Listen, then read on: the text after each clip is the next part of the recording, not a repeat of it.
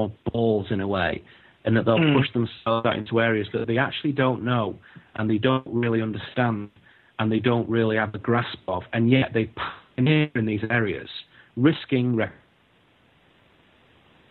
war, but come back with something that a philosopher in his study could never come back with. So for me, mixing those two, philosophy and mysticism, is a sort of dream combination, really. So if you can pick 10 people you like in either camp and study what it is that makes them great, then you can begin to understand what are those disciplines and how can you bring them into your life, because they exhibit them very strongly in their writings. And if they're modern people, you can still see recordings of them speaking and lectures at universities and so on.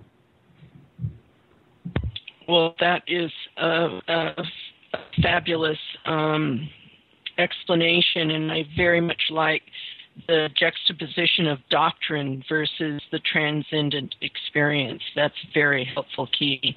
And I'm going to hand it on to Peace for Gaia now. Thank you, Neil. Thank you. Hi, Neil. It's wonderful to speak with you today. Hi. My question, I think we've given way too much undeserved power over to those who are working so hard to maintain control. We assume they have much more power over us than they really do. It's a choice to recognize the truth of the matter. In your recent interview with Mel Fabregas, you referred to an unplanned brokenness where people are no longer automatically buying into the illusory control system, and how the mainstream media circus is no longer working to divert our attention away from what's really going on.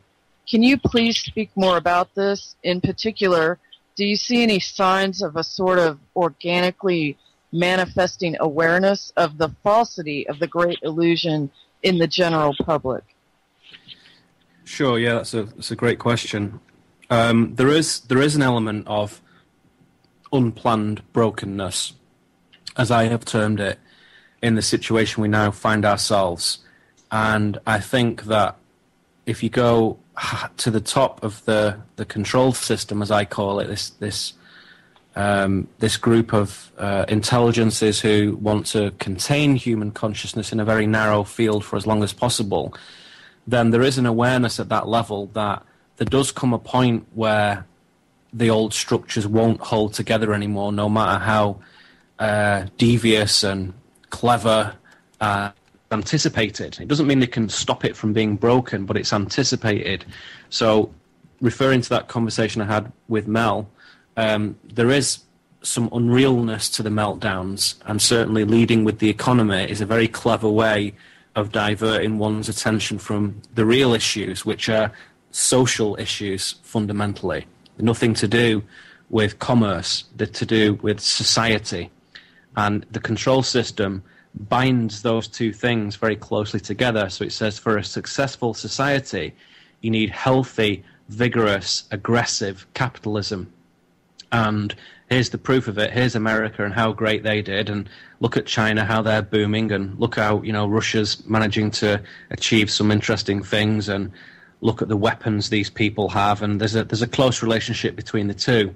And so, again, we come to that question that if people are not sure what to do when they realize that the system is broken and that there has to be another way, there's a very distinct temptation to go back to the old ways. So you hear this rhetoric at the moment with the collapsing systems of capitalism, and it isn't capitalism as a political ideology. It's just modern society. Whether you see it as socialist or capitalist is completely irrelevant to me. It's just a total illusion.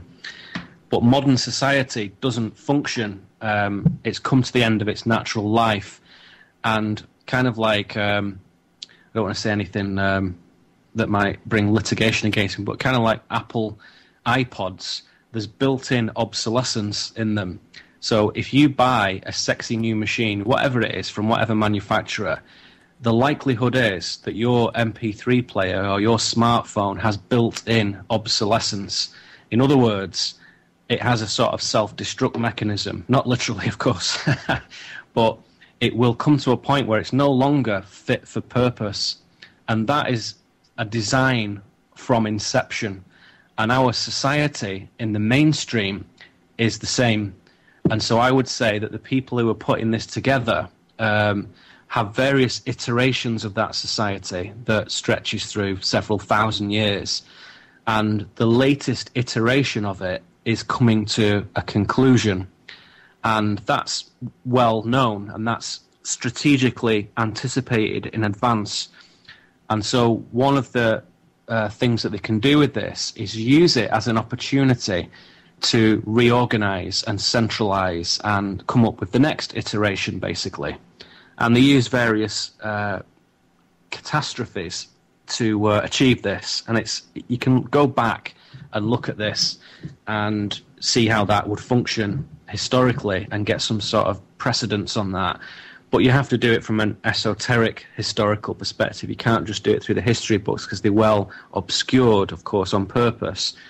But essentially, the system is designed to break down from the start.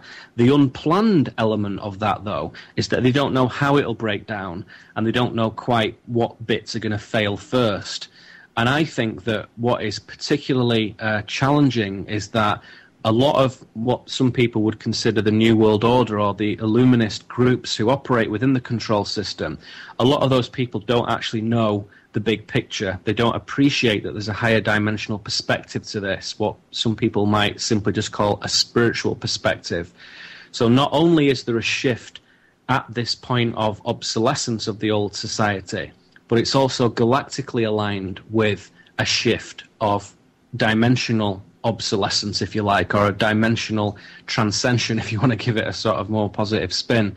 But it means that those who are invested solely in a 3D, work hard and have nice things lifestyle are going to really, really be challenged over the coming times, the coming days. Really, really seriously, profoundly challenged, because that is really a very, very old way of thinking now, which in British philosophy, you would say that is what we would call the Protestant work ethic, which is what modern American society is founded upon, which is basically a sort of sociological, economic concept that you could say is associated with a guy called Max Weber, or Max Weber, if you want to give it the English pronunciation, who was a German political economist, and he basically put forward a work ethic and said a modern society with moral and spiritual uprightness works hard.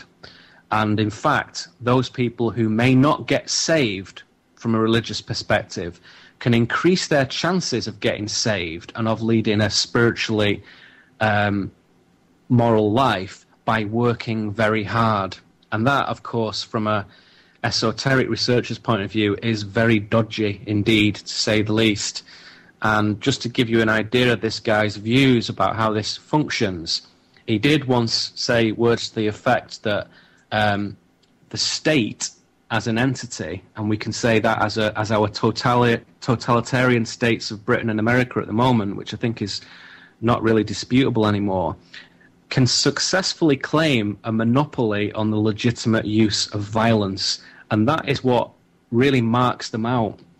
And this guy's emphasis on hard work as a means for spiritual and social success is a total fantasy. It's total illusion, and it's extremely destructive.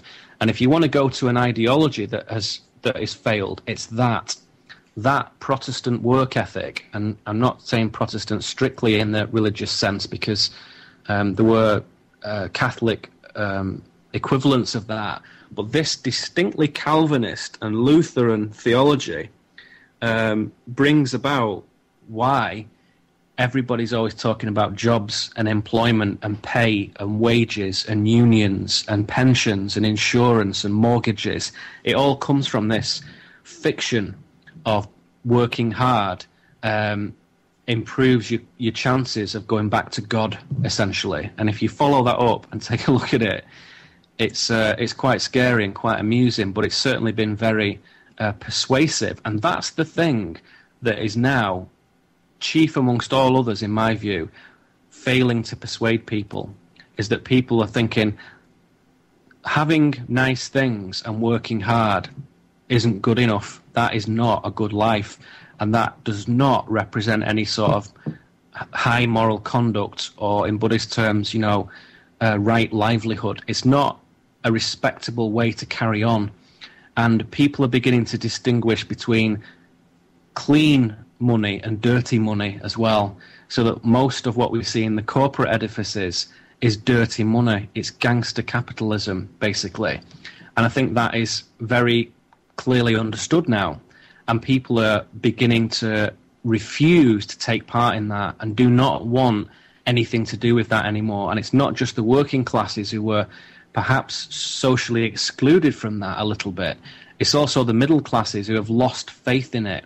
So when that happens, there's a very fast decline. So for Obama to harp on about employment and for David Cameron to harp on about employment is just laughable, because that is not the point of this, really. The point of it is that, as we said before, the successful ecology of a society depends on a certain consistency of population and a certain togetherness and a certain ethic and a certain shared visions.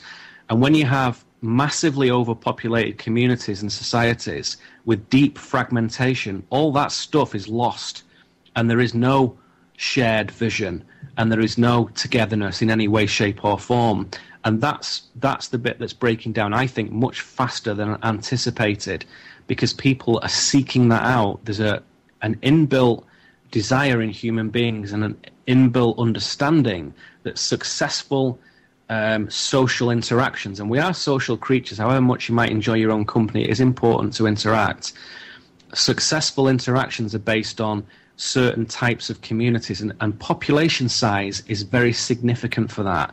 And anyone who's ever gone to a brilliant European or American or otherwise village where everything is cool and the people noble in the true sense of the word, and kind and courteous and intelligent and open-minded, that is based on many things, but one of them is a consistent level of population. Sure, people come and go, people move back in, people get born, people die, but there's a consistency there, and that consistency evolves naturally over time.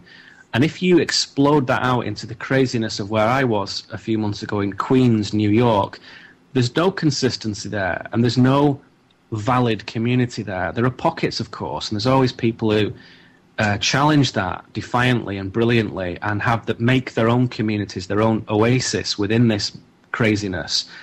But as a whole, the community doesn't function because it can't, because it's too fragmented. So I think people are beginning naturally now to say the government have no idea what a successful community is, and the state, in fact, is not actually interested in developing and encouraging successful communities around America and Europe and Britain and so on. It's not actually interested in that. It's interested chiefly in commerce and corporate entitization of people. And people don't want to do that anymore. And the middle classes, when they begin to drop out of that farce, then it begins to deteriorate very quickly. So those are the signs that we see. The other reverse side of that is that people with imagination and devotion and courage begin to create something new, just like you guys are creating this forum and participating in this, are educating yourselves. People start to do that, and they start to bring it out into the physical life as well. So they'll think more rationally